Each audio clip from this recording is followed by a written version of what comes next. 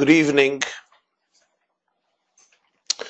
The conclusion of Masechta Chagiga, of the Talmudic tractate called Chagiga, deals with a theme that is connected to this week's Parsha, Parshas Vayakhel, actually the theme of the last few portions which deal with the construction of the Mishkan of the Tabernacle.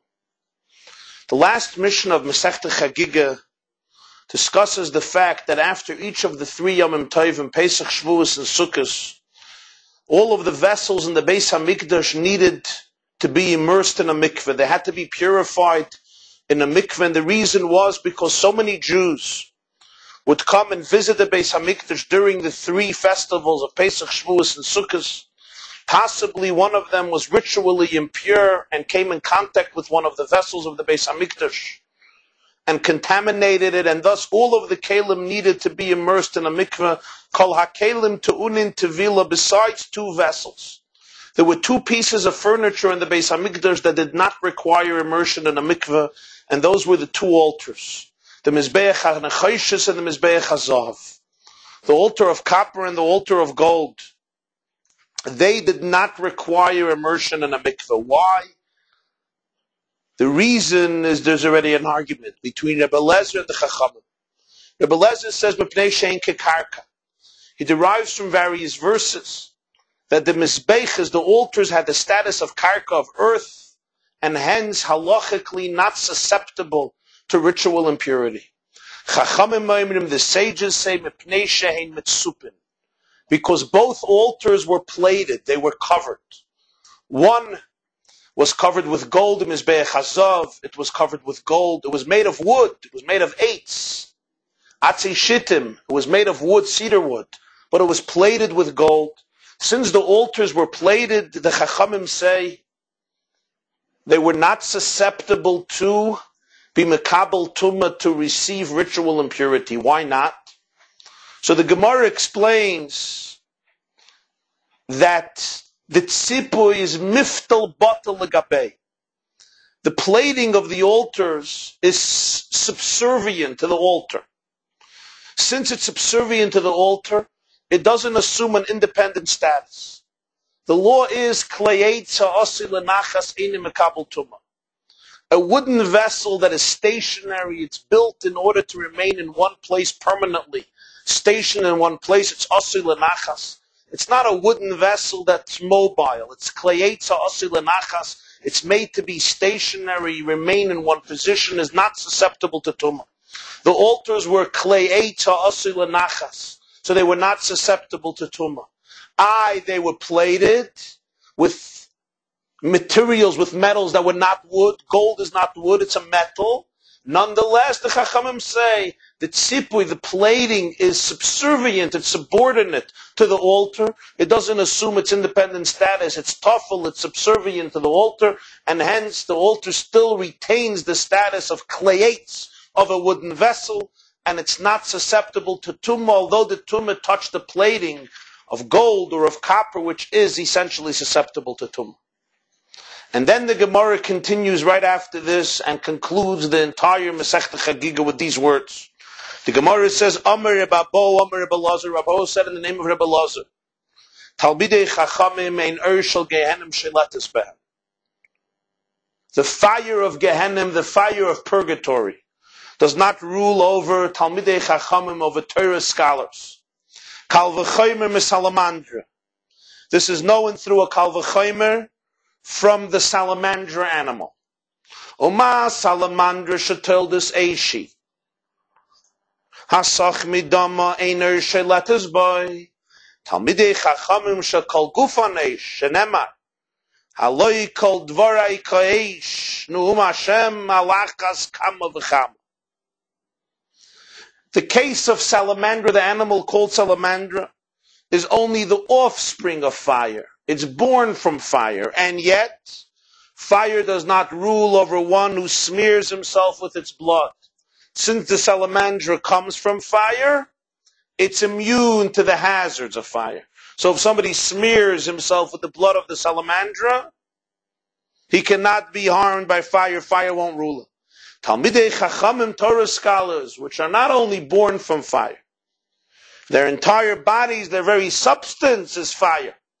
As the pasuk says, my words are like fire. Hashem says, a pasuk in Yirmiyah Chav Gimel, certainly the fires don't rule over them, and hence the fires of purgatory, of Gehenna, Rabbi says, don't rule over Talmidei Chacham. What is this animal called Salamandra? So Rashi tells us right here that Salamandra is a chaya, it's an animal, it's a beast that is created from fire. If you allow a fire to remain burning in one place 7 years perpetually without interruption, Rashi says, in one place a perpetual fire for 7 years without a break, from it comes an animal, a little animal called Salamandra. So it's toildus eish, and if you smear its blood on yourself, fire won't rule over you in that place. Actually, there's a Rashi elsewhere in Chulden Daf Kuf Chav Zayin. Rashi says Salamandra is a sheretz. It's a small insect which is created through fire, from fire, aydei ma'aseh kshafim, through a magical act. That's what Rashi says in Masechta Chulden Daf Kuf Chav Zayin. It's interesting in Medrash Tanchuma in Parshas Vayeshev. It seems from the Medrash Tanchuma that this is not a magical phenomenon, but as the Medrash describes it, when the fire burns in the same place for such a long time, a little animal that looks like a mouse comes out naturally from the fire, is created from the fire. But in any case, this is Rabbi Bo's Kal V'Chomer from a Salamandra, that the Salamandra created magically through fire. Since it comes from fire, it's the offspring of fire. Fire doesn't rule over somebody who smears himself with the blood. The Talmid Chacham, whose very body is fire. Haloi koi dvorai ka'eshi learns Torah, and Torah is called fire in Yirmiyah Perek Chav Gimel. Certainly the fires of purgatory won't rule over the Talmid Chacham. And the Gemara continues, Amar Rish Lakish said, Ein or shel Gehenim sheiletes b'poishi Yisrael. The fire of purgatory does not rule over the sinners of Israel. Kal v'chomer mimizbach hazav. This is known through a kal v'chomer from the golden altar. What is the kal v'chomer? Ma mizbach hazav she'ein alav elokai v'dinar zav. Kama shanim ein ha'ir sheiletes b'y poishi Yisrael shemalein mitzvahs kirimoin diksiv kipalacharim reikasich al tikri reikasich al reikanin shabach alachas kama v'chama. The golden altar in the Beis Hamikdash, there was upon it no more than a dinar's thickness of gold. In other words, the gold plating was quite thin, and nonetheless, for many years, the fire did not rule over it. Although it was a very thin coating of gold, you would think that the fire would have caused it to be worn away, and after so many years, the gold would have been worn away from so much use. The fact was that it did not happen to the gold. Many years, Eina Sheiletes, where the fire did not rule over it. Or as Tosfos adds even more, Tosfos says, you would think the fire would get to the wood and could burn up the wood, consume the wood. The altar was made of wood. The plating of gold, the coating was thin. Nonetheless, it didn't affect the wood, as Tosfos explains. So the sinners of Israel who are filled with mitzvahs, as a pomegranate is filled with seeds, as he brings the verse from Shir Hashirim, Kepela Charima Reikasech, like a section of pomegranates are your temples. Al Tikre Reikasech El Reikanin Shabach, they're your empty ones. Reikasech, which means your temples can also be pronounced as Reikane, Reikasech, the empty ones among you are filled with mitzvahs like a pomegranate is filled with seeds. Alachas kama v'kama. Certainly the fire of Gehenna cannot rule over them. Look at the golden altar. It had a thin plating of gold and that protected it. It was not destroyed. The wood wasn't destroyed. They too, the mitzvahs, will protect them. They won't be destroyed in the fire of Gehenna. And this concludes Masechta Chagiga, this concludes the tractate of Chagiga. And tonight we're going to analyze, at least somewhat, these two statements of Rabbi Bo and Reish Lakish concerning Torah scholars and sinners of Israel.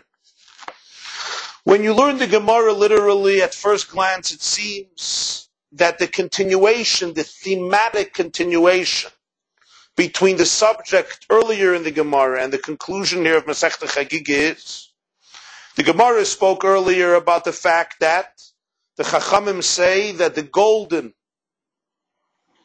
altar was plated with gold, and yet it did not be mekabel tumah, it was not susceptible to ritual impurity. Why? Because the coating of gold was subservient to the altar itself, and the altar is a wooden vessel that is stationary, so it doesn't receive ritual impurity. Once we're talking about the golden altar and the plating made out of gold, so we continue to discuss these statements of the sages. Statement number one, that Torah scholars, the fire of Gehenna doesn't rule over them because of the Salamandra proof. And statement number two, by Reish Lakish, sinners of Israel, the fire of Gehenna doesn't rule over them because of the proof of the golden altar, the Mizbeach Hazav, which protected the wood. And so too with the sinners of Israel.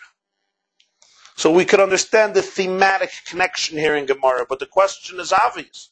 If that's the case, the statement of Reish Lakish should have been brought before the statement of Rebbe Abba. The statement of Rebbe Abba concerning Talmidei Chachamim has nothing to do, apparently, with the theme, with the context of the entire Gemara here, dealing with the Mizbechos, with the altars and the golden altar. The statement of Reish Lakish, that is the key connection.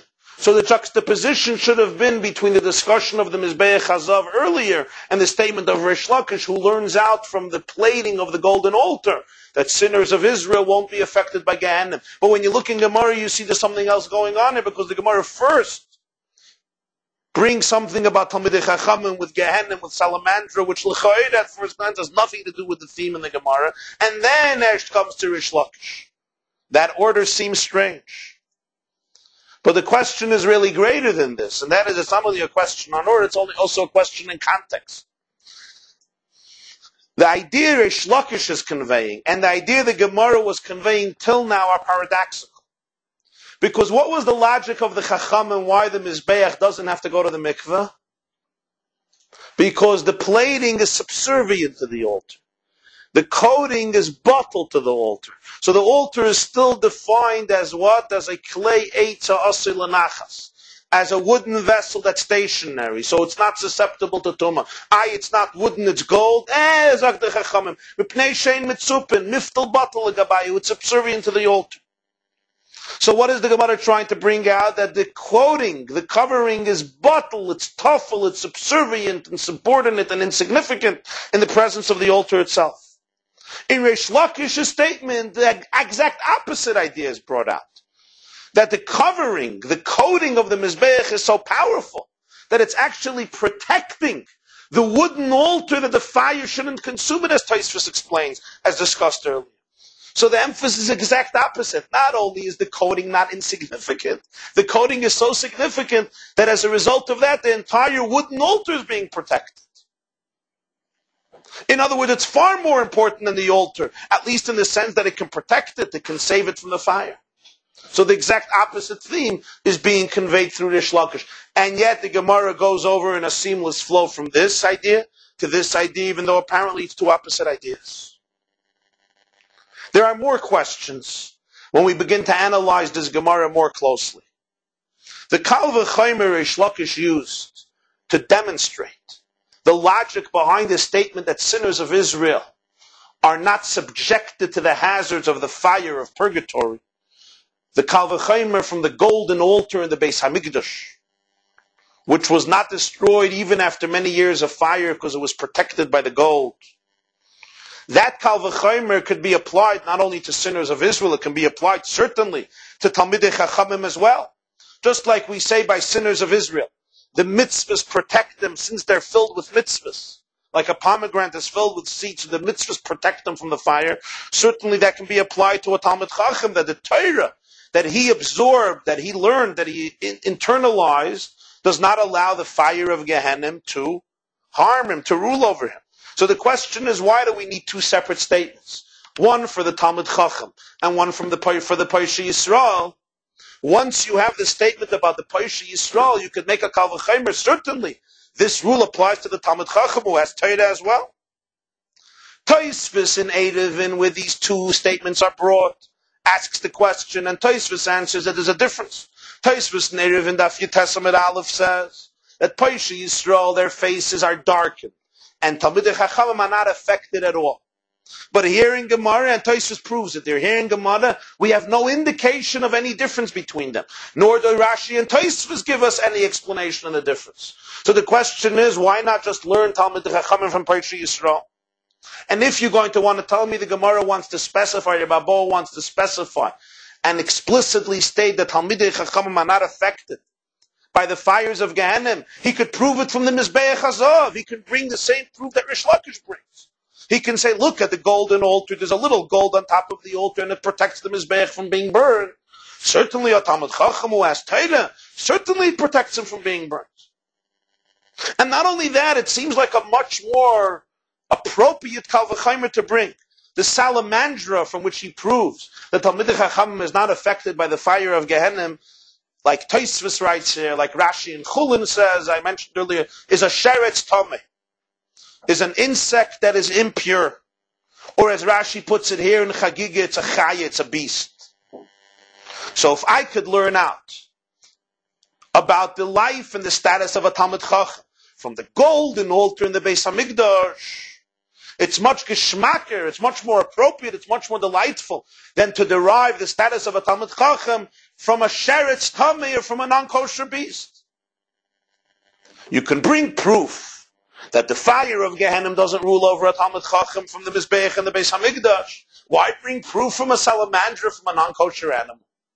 And according to Tosfos, one of the Shmoina Shratzim Hamurim b'Torah, one of the 8 insects that are specified in the Torah that have a special status of tumah. And now there's another question. Since both of these categories of Jews end up in purgatory, end up in Gehenna, why? Because of the sins in their life, because of the transgressions of their life. On the other hand, the fire of Gehenna does not rule over them. The Talmid Chacham because of the Torah, and the sinner of Israel because of the mitzvahs. There seems like an injustice here. In the first statement, Rabbi calls them Talmidei Chachamim. Talmidei Chachamim Ein Or Shel Gehenna Sheilatis Behen. The fire of Gehenna doesn't rule over them. Rabbi Reish Lakish calls them Poshe Yisrael, sinners of Israel. Why? If you're focusing on their sins, the Talmid Chacham also has sins. If he wouldn't have sins, he wouldn't be in purgatory. He would be somewhere else. So you're calling them Poshe Yisrael. The Talmid Chacham also has sins. Elamai, you're calling him a Talmid Chacham because you're focusing on his virtue, that despite his sins, the fire of Gehenna is not ruling over him. So that's true also about the sinners of Israel. There seems like an injustice here. It comes to Talmidei Chachamim, they still retain the name Talmidei Chachamim. It comes to Poshe Yisrael, they already have a different name, sinners of Israel. Why?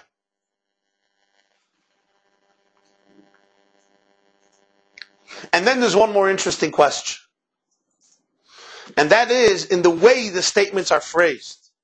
And you know, ordinarily when we learn a text, even if we're not in a rush, even if we have time to reflect on it, we're not always sensitive to the nuanced way in which a particular statement is phrased, is described. But we should be sensitive to it, because that in itself conveys often layers of untold profundity. When you view these two statements, they're described differently. When it comes to Talmidei Chachamim, Rabbi says, Talmidei Chachamim, Torah scholars, Ein Or Shel Gehenna Sheilatis Behen. The flames of purgatory do not rule over them. Fine. Reish Lakish says, Amar Reish Lakish, Ein Or Shel Gehenna Sheilatis B'Poshe Yisrael. The fire of purgatory does not rule over the sinners of Israel. You see the difference? Rabbi began with the person he was talking about. Talmidei Chachamim, the fire of Gehenna doesn't rule over them. Reish Lakish doesn't begin with the people. He says the fire of Gehenna doesn't rule over sinners of Israel. This is not just a different way of phrasing a similar statement. The content is different. The message is different. In Rabbi Bohu's statement, he is addressing Talmidei Chachamim. He is dedicated to discuss Talmidei Chachamim. He says, I want to talk to you about Talmidei Chachamim. Let me tell you something about Talmidei Chachamim. You should know that the fire of Gehenna doesn't rule over them. In Reish Lakish's statement, he's not coming to discuss with you the Poshe Yisrael, the status of sinners of Israel. He's coming to discuss with you Gehenna. I want to tell you something Reish Lakish says. I want to tell you something about Gehenna. Ein oir shel Gehenna sheilatas b'Poshe Yisrael. You should know the fire of Gehenna doesn't rule over Poshe Yisrael. Why this difference? The fact that they changed the phrase means he's addressing the Talmid Chacham. He's addressing Gehenna. He's not addressing the Poshe Yisrael. Why? He could have said, Poshe Yisrael, ein oir shel Gehenna sheilatas b'Poshe. Not only that, in Masechta Erev and Daf Yutas, he says it taka like that. Here not, here in Chagiga not. Taka in the Girsin and Yaakov is like in Erevin, Poshe Yisrael, but the Girsin, our printed Gemaras, and most Gemaras is, as I said, Ein Urshel Gehenim Shelet Poshe Yisrael. Shelet is Poshe Yisrael. At the Fabrengen of Chaf of Tovshin Lamed Aleph, the 20th of 1971, we were zoiche to hear a lengthy explanation of the Rebbe on these two statements at the conclusion of Masechta Chagiga. Since the 20th of Av is the yahrzeit of his father, Hagon Achasad HaMekubel Reb Levi Yitzchak Shneerson, Zecher Tzadik Levrachi would always make a siyum at the yahrzeit Fabrengen of his father. In that year, Tovshin Lamed Aleph, he conducted a siyum on Masechta Chagiga. And among many other themes discussed in that Fabrengen was also these last two statements of Rabbi Bo and Reish Lakish. Part of the following discussion was also published later in Likutei Sichos, volume 16, Parshas Vayakhel. And some points of the explanation of that Sicha and of that Fabrengen we're going to present this evening in our shiur. The connection between a Jew and Hashem is created through two methods. Through the learning of Torah and through the observance of mitzvahs. Torah and mitzvahs represent the wisdom and the will of Hashem. Torah is the chachma, the wisdom of Hashem. Mitzvahs are the will of Hashem. Thus, when a Jew learns Torah or when a Jew performs a mitzvah, the will of Hashem, or when he studies the wisdom of Hashem, these are two ways through which he builds a relationship and he connects with divinity, with godliness, with HaKadosh Baruch Hu in his life. Yet despite the fact that both of them are divine, one is the divine will, a divine commandment, and one is the divine wisdom, Torah is divine wisdom, there is still a distinction between them. And the distinction is as follows. Let's take a mitzvah like tefillin. A Jew puts on tefillin. Hashem wants a Jewish man after bar mitzvah to put on tefillin every morning. The Jew puts on tefillin, so he performs a mitzvah, a commandment of Hashem. He involves his life and his energy and his body in performing the will of Hashem and thus connecting to Hashem. But one cannot say that tefillin, which is the mitzvah, and he become one. He's wearing tefillin. The tefillin is sitting on his head. The tefillin is sitting on his arm. He's bound up in tefillin. He's wrapped up in tefillin. His body becomes a home, an abode that contains and holds the tefillin. But he is not a shtik tefillin. There is he and there's the tefillin. So godliness is connected to him. He performs the will of God. He's dedicated to the will of God. He uses his body and his energy, his physical energy, to wrap the tefillin, to have the tefillin on him. But the tefillin is not him. There is I and there is the tefillin I am wearing. Then there is Torah. When a Jew learns Torah, when a Jew understands Torah, he analyzes it, he dissects it, he internalizes it. It becomes part of his system. It's not just that the Torah is lying on his head, or in his head, or on his arm, or on his body, like tzitzis or a talus, or on his door like a mezuzah, or when he's giving tzedakah in his hand. Rather, the Torah that he learns or she learns and understands becomes a part of his mind, of his brain, of his thought process. It becomes assimilated into his mindset, his way of thinking, It becomes one with his intellectual makeup and composition, to the point that if he's totally immersed and indulged in Torah, he starts thinking the way that Torah thinks. So it's not just that there is Torah on him and he's connected to Torah, shtik Torah. Torah becomes part of him, and since Torah is divine, shtik he's one with God. Completely one. Godliness becomes part of his very identity, part of his very substance. And this is how the Alter Rebbe magnificently explains the pasuk in Tehillim, V'soyrascha b'soich meyai. David HaMelech says, your Torah is in my womb. So the Alter Rebbe in Tanya says this is not just a metaphorical, this is not just a melitza, just a far-fetched expression, your Torah is in my womb. The comparison of Torah to food is extremely critical, because the person who eats and consumes food, that food is then converted into blood, which circulates throughout my body, and therefore becomes part of my very adrenaline and my very life force and my vitality, in which the soul is enclosed. Nefesh habasa b'dami. When the person eats a food, nasa dam ubasa kipsara, which is often we don't realize when we're eating a particular substance of food, that soon this food and the particles it's made up of becomes part of our blood and gives us the energy, and whatever is contained in the food affects our body. In other words, it doesn't remain distinct from us. It's not just a piece of food that goes into your system and remains such. The food is decomposed and it's converted into the very blood that makes up the human body and the life force of the human body. V'seirascha b'seich moya, your Torah is in my womb. Torah is the same. It's not just Torah is a shtickle, like a mitzvah that remains on my head, it remains in my hand. The Torah is converted and becomes part of the very thought process, of the very analytical process of the human mind, because when I understand Torah, that Torah becomes part of my mind. It becomes part of my brain, and if somebody is totally indulged in Torah, the Torah affects the very way that they think and they process ideas. Hence, the unity with Hashem through Torah is on a different level than the unity through mitzvahs. Because the unity through mitzvahs, they still remain two distinct entities. There is me, there is I, and there is the mitzvah I'm performing. In Torah, there's no two entities anymore. The Torah becomes totally one. It's almost a gastronomic entity. It becomes one with the human being. They become totally united, and since the Torah is divine, the very identity of the human being is now saturated with divinity, is one with Hashem. This is the difference between the statement of Rabbi Abahu and the statement of Rish Lakish. One is addressing Torah and one is addressing mitzvahs. Rabbi Lazar talks about the Talmid Chacham who lives Torah, who breathes Torah.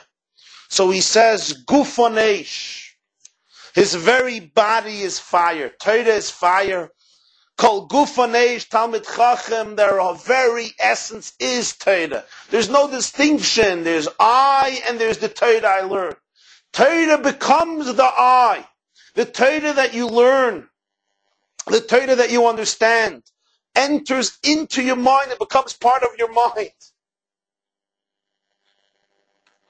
Gufon Eish, Torah is Eish, their body becomes Eish. They become Torah, Torah becomes them. That's what he's saying about a Talmid Chacham. Reish Lakish is talking about mitzvahs. Paisha Yisrael Malay mitzvahs Kirimai. Sinners of Israel are filled with mitzvahs like a pomegranate is filled with seeds. What's the connection to a pomegranate? It's not just that a pomegranate has many seeds. It's deeper than that. A pomegranate is filled with seeds. But the seeds are independent of the pomegranate.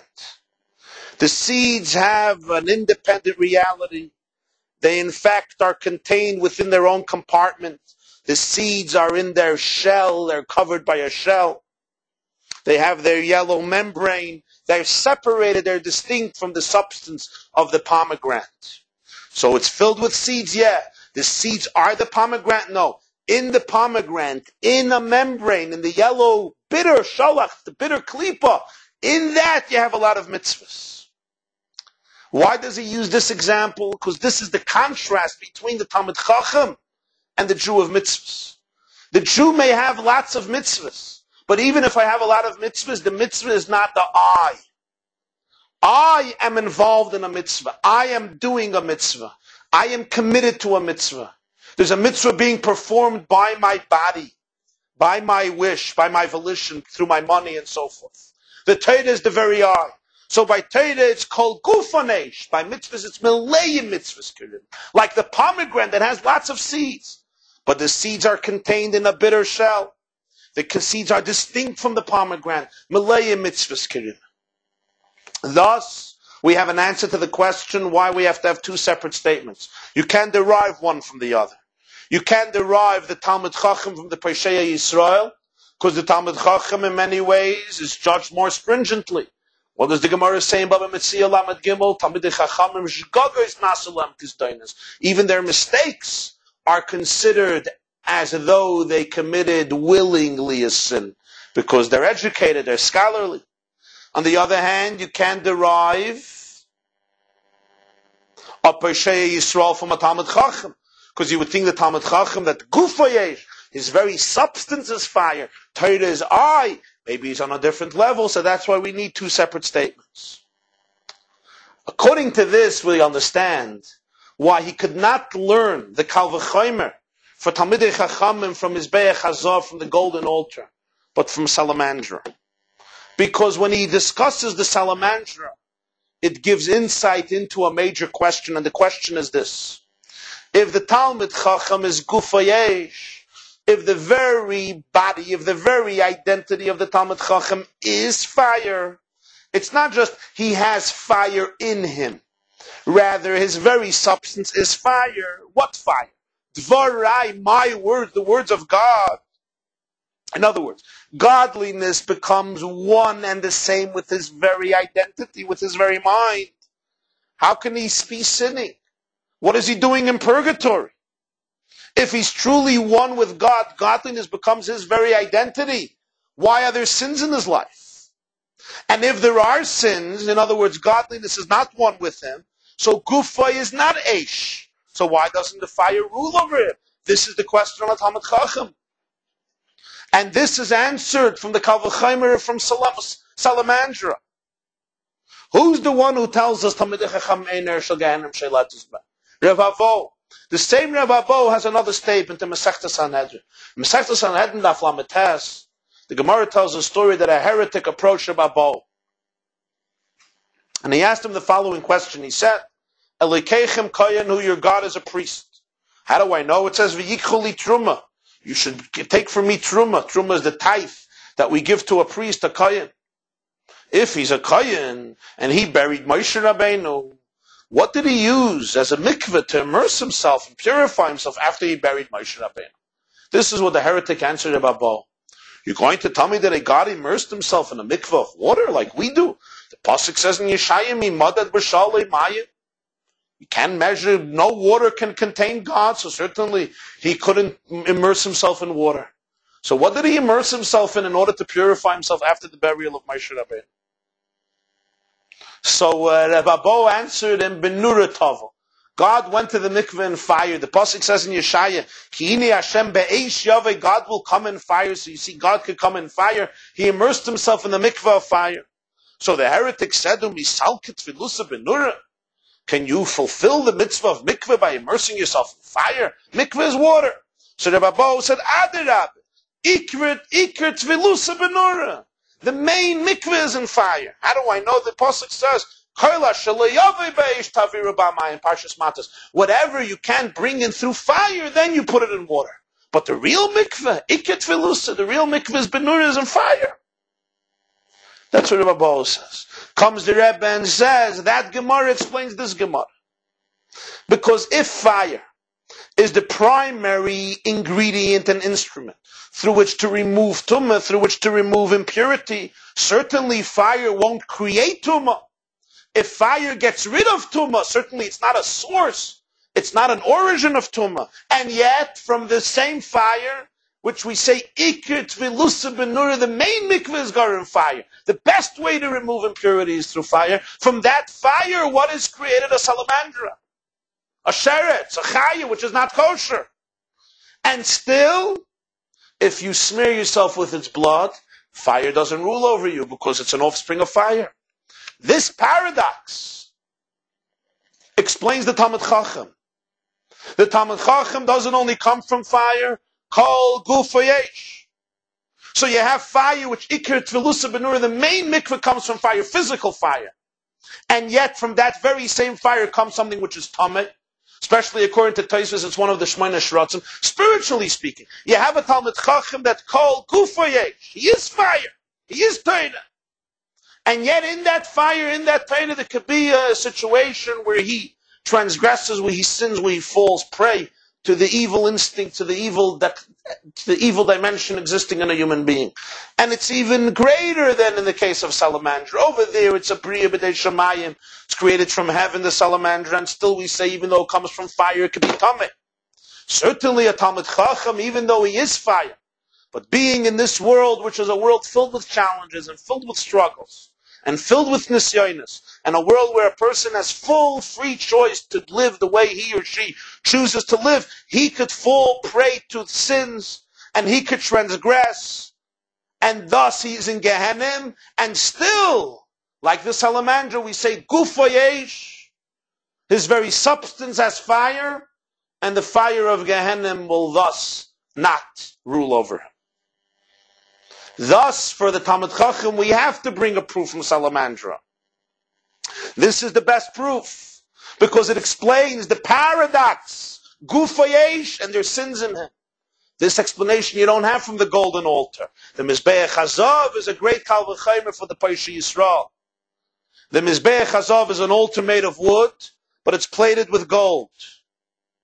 Why doesn't it get burned? Wood should be consumed. The gold protects it. This is a Paisha Yisrael. He's plated with gold. He's plated with mitzvahs. But the mitzvahs don't constitute his very identity. And nonetheless, the plating of gold doesn't allow the fire of Gehenna to rule over him. So the mashal, the metaphor of Mizbeach Hazav is perfectly suited for the Paisha Yisrael based on the thesis we're conveying about the difference between the relationship through Torah and the relationship through mitzvahs. For Torah we have the metaphor, the kal v'chaymer of a Salamandra. For mitzvahs we have the kal v'chaymer of Mizbeach Hazav. You have an altar made of wood, but the gold that coats the altar doesn't allow the fire to consume the wood. Hence the Paisha Yisrael, the sinner of Israel, who's filled with mitzvahs like a pomegranate. The mitzvahs don't constitute his very essence. They're not integrated, they don't assimilate, they don't become the very substance of his identity. But nonetheless, he's filled with mitzvahs, he's covered with mitzvahs. He's covered with the tefillin, with the mezuzah, with the tzitzis, with the tzedakah, whatever the mitzvah that may be from the 613 mitzvahs of the Torah. He is covered with the mitzvah. He's not one with the mitzvah. He's covered with the gold. The golden glow, the luminescence of a mitzvah covers him and protects him from the fire of Gehenna. Which allows us to understand why in the first case they're called Talmidei Chachamim, and in the second case they're called Paisha Yisrael.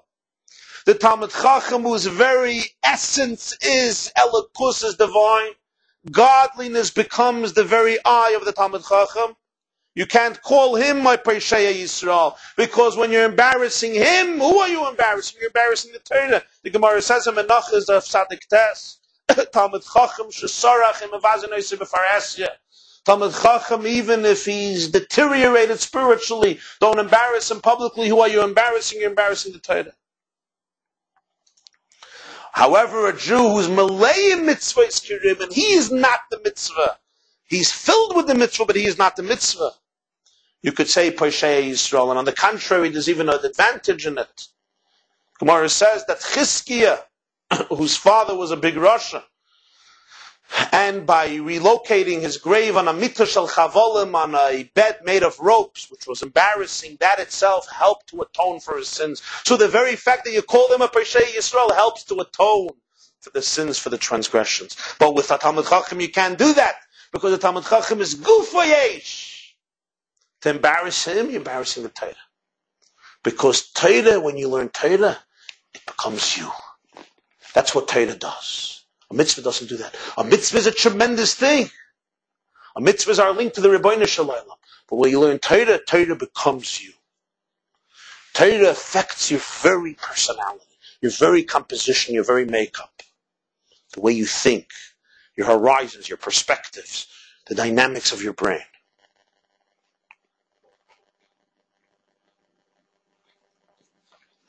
According to this explanation, we'll understand well the thematic connection in the Gemara. The Gemara was discussing the explanation of the Chachamim, why the Mizbeach is not Mekabel Tumah. Why not? Because the coating is subservient to the altar. And since the altar itself is a wooden vessel which is stationary, and it's made to be stationary, and it's not susceptible to Tumah, the fact that it's plated with a metal doesn't change its status. That was the discussion in the Gemara. So what's the continuation after that? Amar Babo, that a Talmid Chacham, the fire of Gehenna does not rule over him. Why? Because although he's in Gehenna, why? Because he has sins and he has transgressions. That's why he's in Gehenna. He's not a base medrash. Yet the coating is subservient to his essence. Who is he? He's Torah. He became one with Torah. Either are sins, that's like the coating. The coating is subservient to his essence, to his substance, and therefore he's not affected by the fires of purgatory. Because what rules, what prevails is the fire of Torah. Gufaneish, koidvarei keish no mashem. There's a coating of sins, that coating is subservient to his essence. And that's why he begins with Torah. Because the system is, as the Gemara says about Bekama Yud Zayin, limud meivi l'dei ma'isa. Learning brings to deed. You begin with learning, with understanding, and then it brings to deed. Learning the facts, learning the sources, learning the obligations, learning the mitzvahs. Talmud meivi l'dei ma'isa, Gadol Talmud shel meivi l'dei ma'isa. So we begin with Torah. And the connection to the previous Gemara, we understand very clearly that the covering of sins don't have the power to eclipse, to take away the essence of the Talmid Chacham, which is divine, which is pure, which is holy, which is Torah. And now the Gemara continues and adds something else. That Rish Lakish says that even a Paisha Yisrael, a sinner of Israel, where the mitzvahs don't constitute his very essence, the mitzvahs don't become you. The mitzvahs are your actions, your words, but not you. Even by Paisha Yisrael, where the mitzvahs are a coating or a plating, and relative to Torah, it's considered a covering. So we see this too in the golden altar, that it was not burnt because of the covering, as Tosfos says. The wood wasn't burnt because of the covering. So even though relative to Torah, it's a plate, it's plated, it's coated, rather than united with him, still he's not burnt. Which now brings us to respond and answer the last question. Why Rabbi Abba speaks about the Talmid Chacham and Rish Lakish speaks about Gehenna. Zog the Rebbe, this has to do with a story in Gemara in Yuma. The Gemara in Yuma, Daf Tes Safam at Beis, says that Rish Lakish was extremely careful with whom he would converse. To the point the Gemara questions how it's possible that he conversed with Rabbi Bar Chana, even one of the great sages. To the point the Gemara says that if you saw Rish Lakish, Reb Shimon ben Lakish, conversing with a human being in the market, you knew that that human being can be trusted, hands down. His reputation became impeccable and flawless, simply due to the fact that Rish Lakish spoke to this person. As the Gemara says, you would lend him money without witnesses, although you never met him, he's a stranger. If Rish Lakish spoke to him, his reputation was impeccable. Zog the Rebbe, when Rish Lakish has a choice, he doesn't want to begin his conversation about a Poshea Yisrael. Just like he doesn't speak to an inappropriate person, to a person who's morally flawed. He's very careful. He also won't talk about such a person and use such words. So he's not going to open his conversation, come, I want to tell you something about Poshea Yisrael. I'm going to talk about Urshel Gehenim. Gehenim is a creation by God. Gehenim is a divine creation. I'm going to discuss Urshel Gehenim. I'm not going to discuss Peshay Yisrael. You'll ask why in Erevin does he say it that way? So in the Sikha there, Lekutei Sichas, Chelik Tazai, and Vayakel, there's a long footnote and the Rebbe explains it at length. Which from all of this, we derive the great value of a Jew. Whether you're talking about a Talmid Chacham or you're talking about a Peshay Yisrael,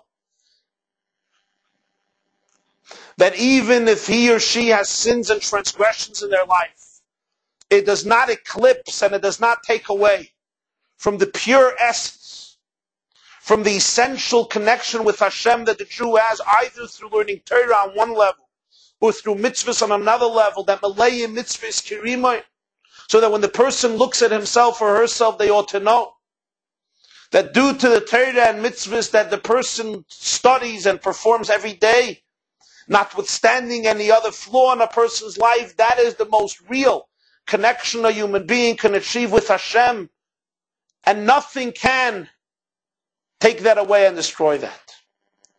But we also learn from here the tremendous greatness and value that's attributed to Limud HaTorah, to the learning of Torah. Notwithstanding the tremendous greatness of a mitzvah and of mitzvahs, we see from this Gemara, like from many other sources, that there's nothing in life and there's nothing in Yiddishkeit that comes close to the greatness that was attributed to learning Torah every single day. Or as the Alter Rebbe puts it in Tanya in the 5th chapter, that when a Jew learns Torah, the unity he creates with Hashem is a yichud nifla she'ein yichud kamayu v'loi ki erkoi nimtze klal begashmis. Liyas la'achadim u'miyachadim mamish mikol tzadupina. It's a unity that is unparalleled, and its likeness cannot be found anywhere in our material world. To become totally one and united with something from every angle and from every dimension. Because when the Jew learns Torah, godliness, alakus, becomes one with him, totally one with him. It becomes him and he becomes it in a way that's unparalleled and uncomparable in any other experience of the world, and hence the tremendous privilege and obligation and opportunity that the Jew ought to seize every single day, to utilize every possible moment to learn and steigen, to learn and learn more Torah. Have a wonderful evening.